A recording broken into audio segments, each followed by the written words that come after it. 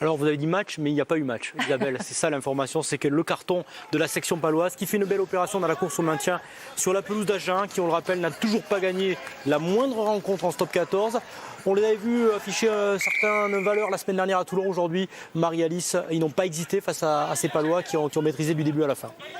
Oui, complètement. Ils ont fait cavalier seul. Alors, cette équipe paloise, elle a été très sérieuse, très appliquée, très constante. Mais vous l'avez dit, c'est difficile de l'évaluer face à cette équipe d'Agen qui, malheureusement, lâche complètement le match et facilite la tâche, évidemment, à la section paloise. Après, évidemment, ils lâchent le match aussi, ces Agenais, parce que on a eu des Palois très agressifs. On a des Palois qui relèvent la tête, qui savent maintenant qu'ils sont au pied du mur et qui, du coup, se doivent non seulement de gagner, mais pourquoi pas de soigner un goal average, parce qu'on sait que ça peut se jouer jusqu'au dernier match, jusqu'à Montpellier, puisqu'ils prendront Montpellier sur la dernière journée et ça peut se jouer même jusqu'au goal average. Donc effectivement, pour ça, il fallait une grosse prestation, il fallait se rassurer, il fallait des individualités aussi qui allaient prendre le dessus et ils ont su le faire aujourd'hui. 8 essais marqués par les Palois. Premier bonus offensif pour la section paloise cette saison.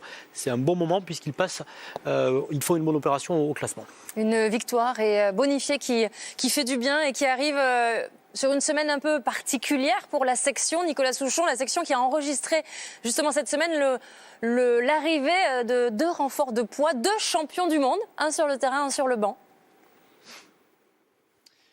Oui, le premier champion du monde, c'est Sébastien Piccheroni, le manager, ancien manager des champions du monde des moins de 20 ans en 2018 et en 2019, qui était prévu d'arriver l'année prochaine. Mais on a anticipé son arrivée. Il est arrivé lundi pour une mission commando de 6 semaines avant de penser à l'avenir.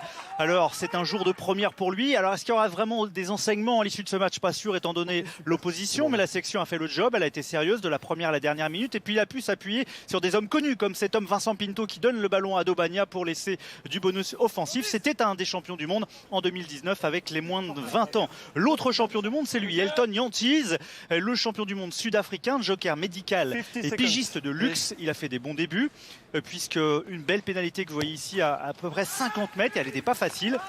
On a tout fait pour lui faciliter l'intégration. Tout le monde lui a parlé en anglais. L'arbitre lui a fait le décompte également en lui disant vous avez 10 secondes pour taper. Mais il n'avait pas joué depuis 3 mois et demi, depuis le 23 janvier. Donc forcément, en fin de match, il y a eu un petit peu de déchets avec un 3/8 seulement au pied. Et donc, que ce soit Jantjies ou l'apport de Sébastien Piccheroni, va falloir attendre un petit peu plus les 3 derniers matchs, les matchs contre le Racing, La Rochelle et Montpellier, pour savoir si l'opération commando de cette équipe de Pau sera bénéfique pour éviter cette place de barragiste face aux finalistes de Pro D2.